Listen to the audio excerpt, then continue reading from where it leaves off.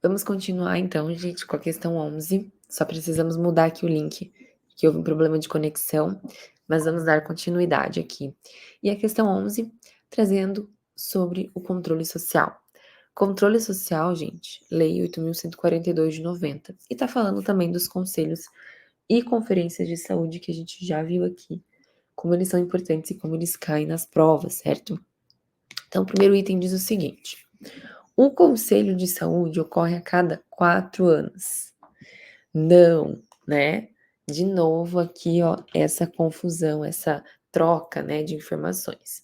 O Conselho de Saúde, gente, ocorre a cada mês, certo? Mensal.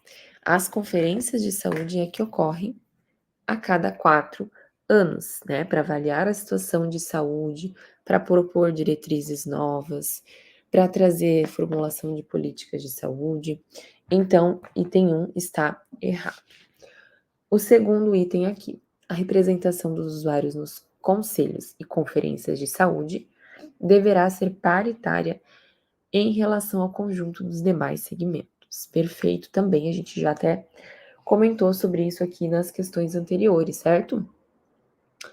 Item 3, a Conferência de Saúde atua na formulação de estratégias e no controle da execução da política de saúde. O que nós vimos isso, gente? Que isso aqui faz parte dos conselhos, né? Do controle da execução da política. Vocês vão lembrar do quê? Conselho de saúde é confusão. As pessoas querem saber onde que está indo o dinheiro, se está sendo tudo feito da forma correta, né? Dentro da saúde. Então, a parte da execução, esse controle, inclusive do âmbitos econômicos e financeiros, é do conselho e não das conferências. Então, o item 1 está falso, porque é conferência e não conselho. O 2 está verdadeiro.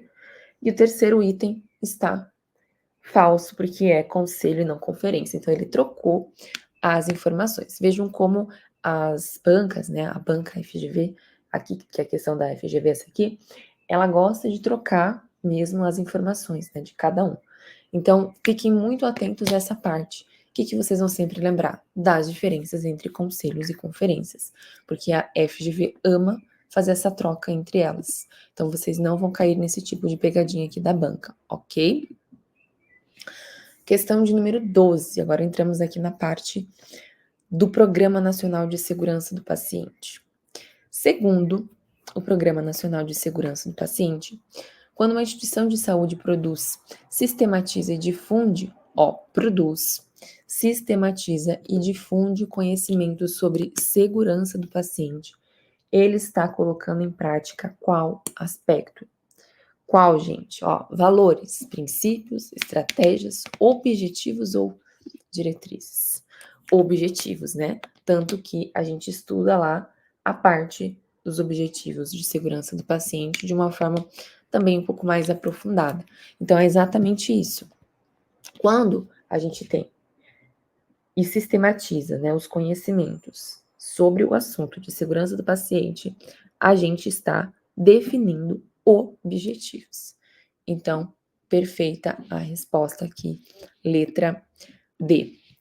E no artigo 3º, quais são os objetivos, então, específicos, né, do Programa Nacional de Segurança do Paciente? Então, ó, específicos. Específicos quer dizer que eles atuam em uma área um pouco mais específica aqui dentro do programa, né? O geral é geral. O específico, ele fala sobre algumas especificidades mesmo. Então, é por isso que nós temos alguns diferentes.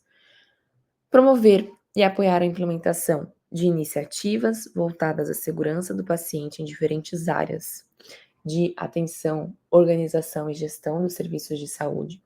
E quando a gente fala disso, a gente fala em implementar, né? A gestão de risco do núcleo de segurança do paciente nos estabelecimentos de saúde. Cuidado, que a prova de vocês pode trazer nos hospitais, mas não é só hospital. A gente pode também ter núcleo de segurança do paciente, por exemplo, em unidades de saúde, né? Em um município, né? No âmbito municipal, onde a gente fala da atenção primária mesmo. Então, cuidado, porque algumas questões trazem no hospital, e não é no hospital. Segurança do paciente, ela está nos estabelecimentos de saúde, de forma geral, né? Ambulatórios, atenção primária, atenção secundária. Então, cuidado com isso, ok? Envolver os pacientes e familiares nas ações de segurança do paciente. Então, a gente realmente precisa, né, trazer que pais, familiares, o paciente, eles saibam o que é a segurança do paciente, né? Ano passado, inclusive, caiu uma questão de prova, né, no Enário mesmo, que falava que a saúde era prejudicial aos pacientes, né? E muita gente errou, porque falou assim, não, saúde não pode ser prejudicial. E saúde é prejudicial, gente. Saúde traz prejuízos, acarreta prejuízo. Qualquer coisa que a gente faça na saúde, nós estamos trazendo algum tipo de prejuízo, podendo trazer algum tipo de prejuízo, né? Se eu vou passar uma sonda vesical no paciente, para o bem dele, para uma situação ali que ele vai precisar mesmo da sonda, é para o bem dele, ok. Mas mesmo assim ele está correndo riscos, né? De ter um trauma, de acontecer alguma questão ali na colocação da sonda. Então, a saúde, ela sim traz riscos, não é? Então, cuidado com essas informações. O paciente, os familiares, eles precisam saber de todos os riscos que estão envolvidos, né, dentro do cuidado à saúde dele ali. Terceiro, ampliar o acesso da sociedade às informações relativas à segurança do paciente. Então, todo mundo tem que saber também o que é a segurança do paciente, né? Todo mundo. Então, nós temos que ampliar esse acesso, né, mostrando para as pessoas e demonstrando cada vez mais a importância de todos saberem estarem conectados, né, com o que é a segurança do paciente. Produzir, sistematizar e difundir segurança do paciente. Fomentar a inclusão do tema de segurança do paciente no ensino médio, olha só que legal, no ensino técnico, né, desculpa, e de graduação e pós-graduação na área da saúde. Por que isso é tão importante, gente, né? A gente envolver a educação permanente. Se a gente for fazer uma pesquisa, muita gente vai falar, não, na faculdade eu ouvi pouco, né, de segurança do paciente, o técnico de enfermagem vai comentar. Então, é preciso ser difundido, ok? Questão 13, sobre práticas baseadas em evidências, também muito comentado, né, aí dentro da FGV, que geralmente é um conteúdo que costuma cair bastante, então prestem atenção. As práticas clínicas baseadas em evidências começam pelo reconhecimento da questão clínica ou pela dúvida sobre o procedimento mais adequado para solucionar um determinado problema. Nesse sentido, a abordagem PBE deve seguir algumas estratégias, cuja primeira etapa consiste em. Então, vamos lá, vamos entender melhor das práticas baseadas em. O primeiro ponto é o que são, né, as práticas baseadas em evidências, como a gente falou aqui. Elas são uma abordagem onde a gente vai utilizá-la para melhorar a efetividade clínica e para apoiar o profissional da saúde nas suas condutas. Então, ela é basicamente formada, né, neste contexto. E ela vai utilizar 3 elementos, gente: as evidências científicas, a experiência clínica e as experiências e as preferências do paciente. Então, evidência científica, experiência clínica e preferências do paciente. Inclusive, vocês podem criar um flashcard disso, né? Quais são os 3 elementos das práticas baseadas em evidências? Experiência clínica, preferências do paciente e evidências científicas. Você já tem aí os 3 elementos que compõem. Inclusive, a gente já pode olhar aqui, ó, na resposta, né? Que nós já temos aqui até a resposta com essa fala aqui, dessa informação, certo? Então, as práticas baseadas em evidências, elas trazem isso. Vamos lá para a resposta, então. Identificar o problema do paciente e convertê-lo em pergunta clínica. Então, as preferências do paciente, né? Lembrem aqui o que a gente falou dos 3 elementos: evidências científicas, experiência clínica e preferências do paciente. Então, na questão, ela está trazendo o seguinte: reconhecimento da questão clínica, ou pela dúvida sobre o procedimento mais adequado para solucionar um determinado problema. Então, nisso, a gente vai primeiro identificar o problema e vai convertê-lo em uma pergunta clínica para a gente poder solucionar, né, o problema ali deste paciente, no caso. Então, perfeita a letra A, nossa resposta. Esses 3 elementos, tá? Vocês precisam saber, são bem importantes para que vocês entendam das etapas, né, das práticas baseadas em evidências. Perfeito? Próxima questão. Eu trouxe aqui para vocês, né, só um resuminho aqui para vocês verem. Prática baseada em evidências, então é uma abordagem que a gente tem uma notoriedade para que fale sobre apoiar, né, os profissionais nas suas condutas. E ela vai utilizar esses 3 elementos. Então, vocês já estão criando aí os flashcards de vocês sobre isso, certo? Evidências científicas, experiência clínica e preferências do paciente. Flashcards criados. Bora para a próxima. RAS, gente. RAS é tema aí que a gente sempre fala que cai demais, né, nas provas. Então, vamos lá para essa questão aqui de rede de atenção à saúde. Na construção das redes das RAS, um dos conceitos fundamentais que se estruturam por arranjos produtivos conformados segundo as densidades tecnológicas singulares, variando de nível de menor densidade ao de maior densidade tecnológica intermediária, é chamado de, até o maior, né? É chamado de. Então, o que a gente precisa lembrar de rede de atenção à saúde quando nós falamos disso, gente? Nós vamos lembrar de níveis de complexidade crescente. Toda vez que vocês se depararem com uma questão de RAS, geralmente ela traz esse conceito, né? Esse conceito de que a gente tem níveis de complexidade baixas, intermediárias e altas. Quando a gente fala neste conceito, o que nós estamos falando? De níveis de complexidade, e elas são crescentes, ou seja, a gente tem atenção primária, secundária, terciária. A primária nós temos o quê? Unidade de saúde, secundária nós temos a UPA, terciário nós temos hospitais. Então, o que é isto? Isto é níveis de atenção à saúde, certo? Então, a governança da RAS, que está aqui nessa alternativa, o que ela é, né? Só para explicar para vocês. Então, fechando a nossa resposta, letra A, níveis de atenção à saúde, porque RAS, falou em níveis de complexidade. Regionalização dos serviços de saúde, a gente já bem sabe, já vimos no decreto 8.508 também. Estratificação tecnológica em saúde não pode ser, né? Aqui dentro da RAS a gente não tem essa parte.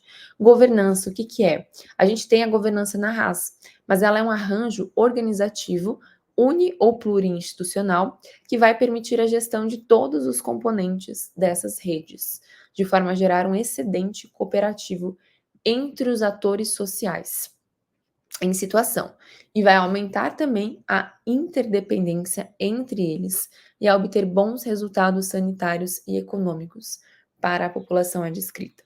Então, lembrando, a governança é esse arranjo, né, essa organização que a gestão vai atuar, permitindo que todo mundo da rede consiga trazer ali um excedente cooperativo. Então, todo mundo consegue cooperar de alguma forma dentro da rede de atenção. Isso é governança, ok? E distritos sanitários também não, porque a gente sabe que os distritos, eles são ali a nível, né, municipal. Então, não tem relação com o que a gente está trazendo na questão das RAS. 15. Uma análise histórica da saúde pública brasileira mostra que os modelos dos centros de especialidades médicas surgiram na experiência do INAMPS de trazer para o seguro público brasileiro os supostos da medicina liberal, gerado nos Estados Unidos. Então, essa questão aqui a gente está falando sobre a história de saúde pública, né? Está trazendo ali todo o contexto histórico. Dentro do conceito das redes de atenção em saúde, pode-se dizer que uma das diferenças entre os centros de especialidades médicas e os pontos de atenção secundária de uma rede é o ponto de atenção secundária da RAS tem. Então, olha só, ela trouxe, uma questão que trouxe o conceito aqui para a gente de história de saúde, mas ela está falando especificamente da RAS. Então, vamos prestar atenção no que a questão quer. Dentro do conceito das RAS, ok. Você vai pensar no conceito das RAS. Pode-se dizer que uma das diferenças entre centro de especialidades médicas, então centro de especialidades médicas, o que vocês vão lembrar? É aquele centro que tem várias especialidades, né? Tem cardiologia, ortopedia, vai atender ali idosos, então é um centro de especialidade médica. E os pontos de atenção secundária de uma rede é que o ponto de atenção secundária da RAS tem. Então, eles querem saber as diferenças entre os dois. Então, quais são os pontos de atenção secundária de uma rede, por exemplo? Nós temos os CAPs, que são pontos de atenção secundária, né? Então, olhem que interessante. Temos ambulatórios de feridas, por exemplo.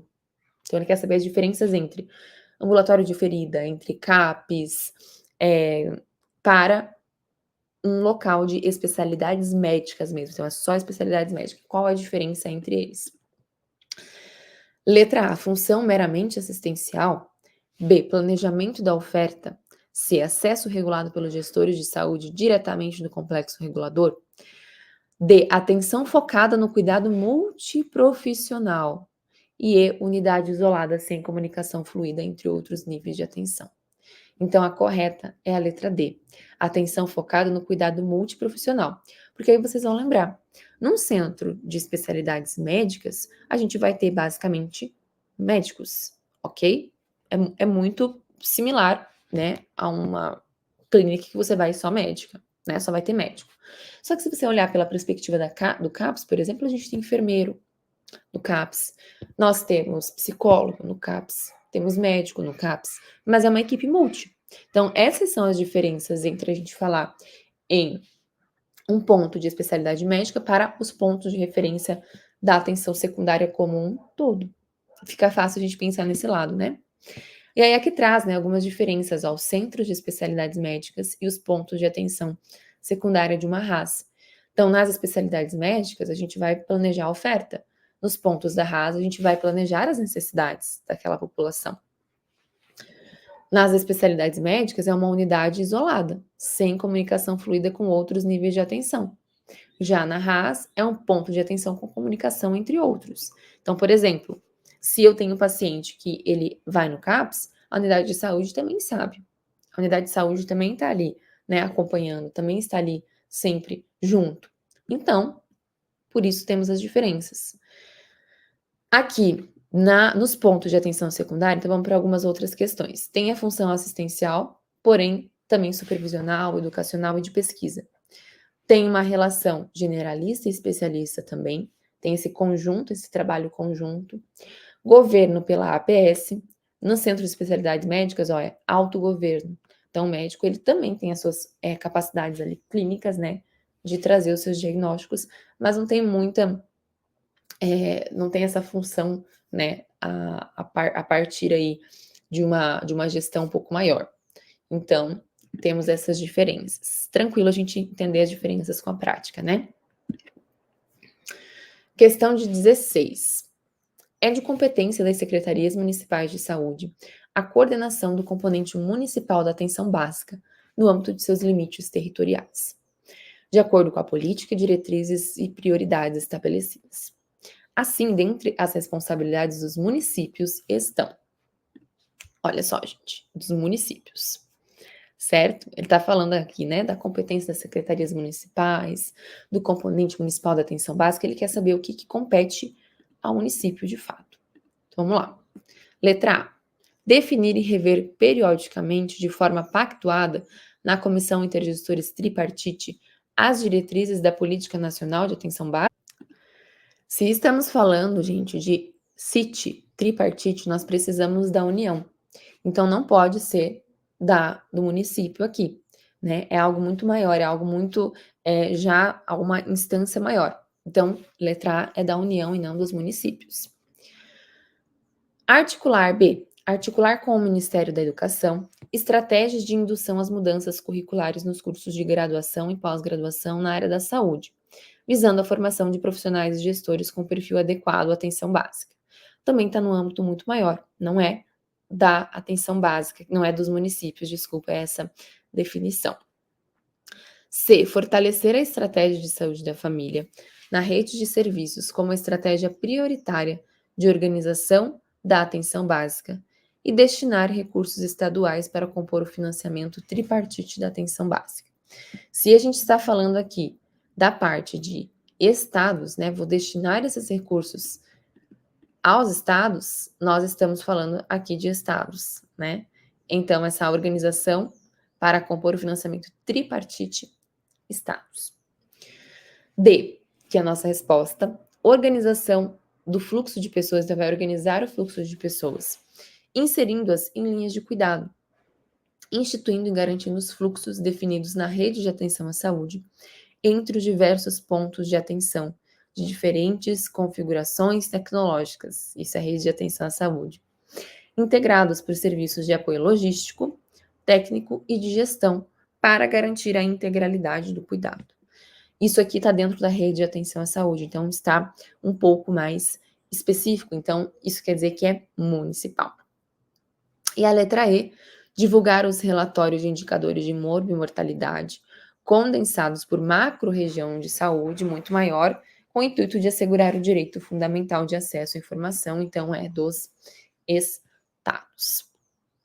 Então ficou aqui nossa letra D. Aqui vocês vão ver que não tem essa parte aqui, não está lá na Lei 8080, por exemplo. Mas é uma questão de lógica, né? Pensar do que é responsabilidade do município, uma questão de lógica. A gente encontra na PENAB, né, algumas dessas informações. Então, cuidado com as diferenças também entre eles. 17. Um fisioterapeuta de 39 anos foi admitido recentemente para trabalhar na unidade de terapia intensiva de um hospital regional. De acordo com a norma regulamentadora 32, que versa sobre segurança e saúde no trabalho em serviços de saúde, além dos imunobiológicos estabelecidos pelo Programa do Controle Médico de Saúde Ocupacional, este profissional deve receber gratuitamente programa de imunização ativa contra. Gente, profissional de saúde, imunização do profissional de saúde, essas questões costumam cair sempre na parte dos conhecimentos gerais, tá? Então, fácil.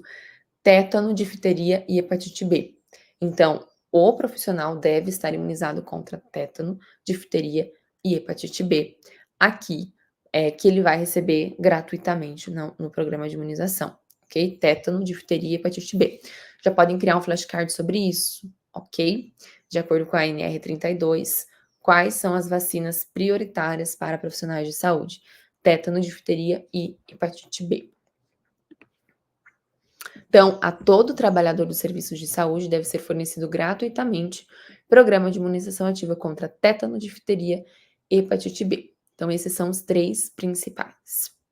TDAH, né? Podem lembrar aí do TDAH. TDAHB. TDAHB. TDAHB.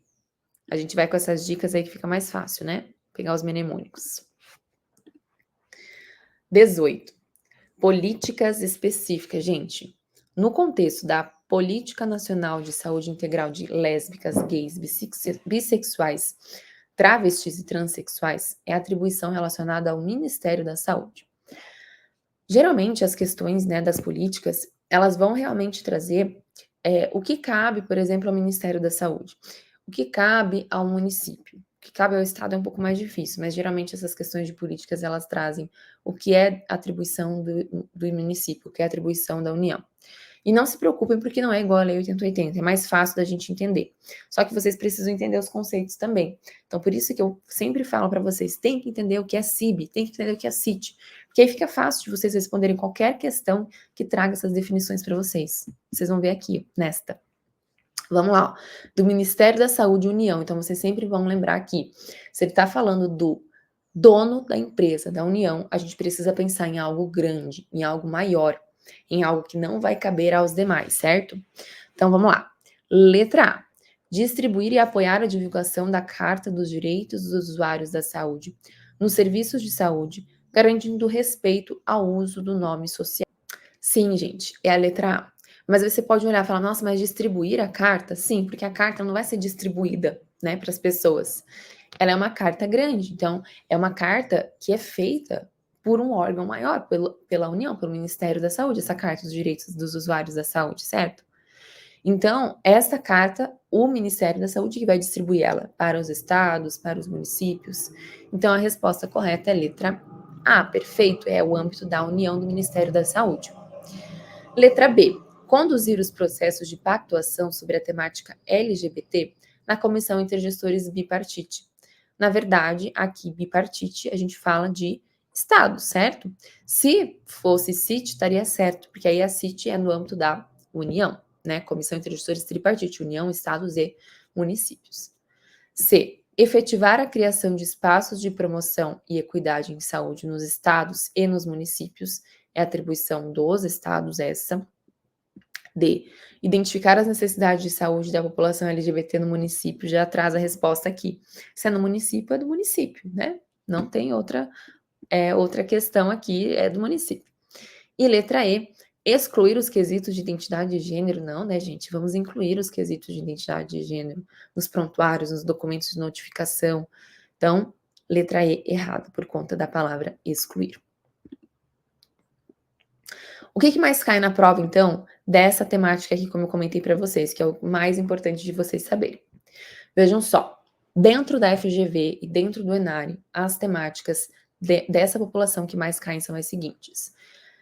Sobre a implementação do processo transexualizador no SUS, insere-se no contexto da Política Nacional de Saúde Integral de Lésbicas, Gays, Bissexuais, Travestis e Transsexuais. E o desafio subsequente é a garantia de acesso a todas as pessoas que necessitam desse cuidado. Então, a implementação do processo transexualizador está no contexto da política. A discriminação por orientação sexual e por identidade de gênero incide na determinação social da saúde. Olha só que importante isso aqui. No processo de sofrimento e adoecimento decorrente do preconceito e do estigma social reservado às populações de lésbicas, gays, bissexuais, transvestis e transexuais. Então, discriminação incide na determinação social da saúde. E uma das diretrizes da política é a inclusão da temática, diretrizes é a inclusão da temática da orientação sexual e identidade de gênero nos processos de educação permanente. Então, a gente precisa ter processo de educação permanente e uma das diretrizes é a temática da orientação sexual e identidade de gênero, desenvolvidas pelo SUS, incluindo os trabalhadores de saúde, os integrantes dos conselhos e as lideranças sociais. Então, isso é o que mais cai aqui dentro das provas, tá? Bem tranquilo. Usem a lógica também para vocês pensarem nas respostas. 19. É possível afirmar que os principais desdobramentos da 8ª Conferência Nacional de Saúde. Qual foi a importância, gente, da 8ª Conferência Nacional de Saúde? Quem aqui sabe responder? Importância da 8ª Conferência Nacional de Saúde foi a primeira conferência a termos os usuários participantes, certo? Até a população participante.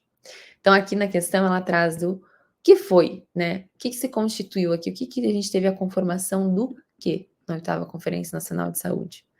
A Plenária Nacional de Saúde. Constituiu-se e houve a conformação da plenária. Cuidado, porque não foi a Constituição Federal, foi a Plenária Nacional de Saúde. Então, lá dentro da 8ª Conferência foi criada a plenária, na qual participavam partidos políticos, sindicatos, movimentos populares, universidades, pessoas, personalidades e representantes de vários movimentos. Essa parte aqui deste artigo costuma cair bastante dentro das provas e a FGV gosta de cobrar bastante, tá? Então, bem tranquila essa parte aqui também. Questão 20. O arranjo institucional do SUS prevê uma série de instâncias de negociação e estabelecimento de pactos envolvendo diferentes níveis gestores do sistema e diversos segmentos da sociedade. Tal arranjo permite que vários atores, mesmo os não diretamente responsáveis pelo desempenho de funções típicas da gestão dos sistemas, participem do processo decisório sobre a política de saúde. Então, está falando sobre as decisões que ocorrem no âmbito da gestão dentro da atenção à saúde dentro do SUS. Assim, é possível afirmar que na estrutura decisória e institucional do SUS, a representação dos gestores na esfera municipal, a gente já falou sobre isso também, gestores municipais se dão por onde, gente? CONAS, Comissão Bipartite, COMAN, COSENS ou Comissão Tripartite? O que vocês marcariam nessa alternativa? COSENS, gente, COSENS, né? Nós falamos sobre isso também, gestores na esfera municipal é o COSENS. O que é o CONAS? O CONAS é o Conselho Nacional de Secretários de Saúde. A gente já comentou também. Não são todos os secretários de saúde que são da saúde. A gente tem advogado, a gente tem engenheiro, tem arquiteto. Então, a gente precisa ter um conselho que representa eles. E não tem um papel de representação dos gestores municipais. Eles vão representar os secretários. Comissão bipartite é aquela onde a gente tem municípios e estados, certo? Então, apesar de a gente ter o envolvimento, né, de representantes dos municípios, não tem a representação dos gestores municipais. É uma comissão onde a gente vai representar estados e municípios como um todo, não os gestores.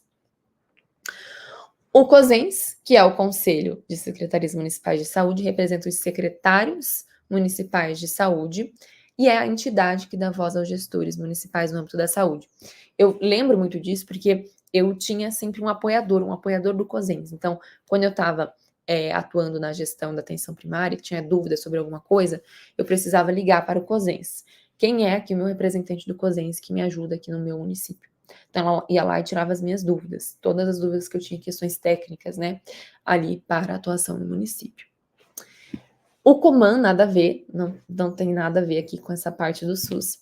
E a comissão tripartite, que a gente já falou, CIT, que é Estados, Municípios e União, ok? Então, bem tranquilo aqui, super revisão para vocês dessa parte. Eu trago muito essa parte aqui porque muita gente tem dúvida, muita gente tem dificuldade, muita gente se esquece, né, das definições. E, gente, se muita gente tem dúvida, o que acontece? Foca aqui em mim agora. Se muitas pessoas têm dúvida nisso, isso significa que o quê?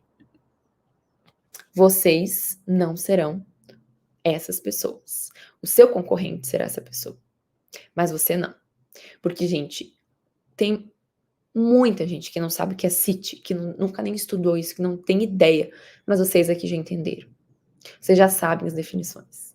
Então, vocês vão chegar na prova, vai cair uma questão dessa na prova e vocês vão saber responder. Vocês vão associar sempre do que é grande, união, CIT, do que é menor, estados e municípios, e do que é bem definido ali que vai ser regional, CIR, certo? Então, vocês não vão esquecer dessa parte aqui.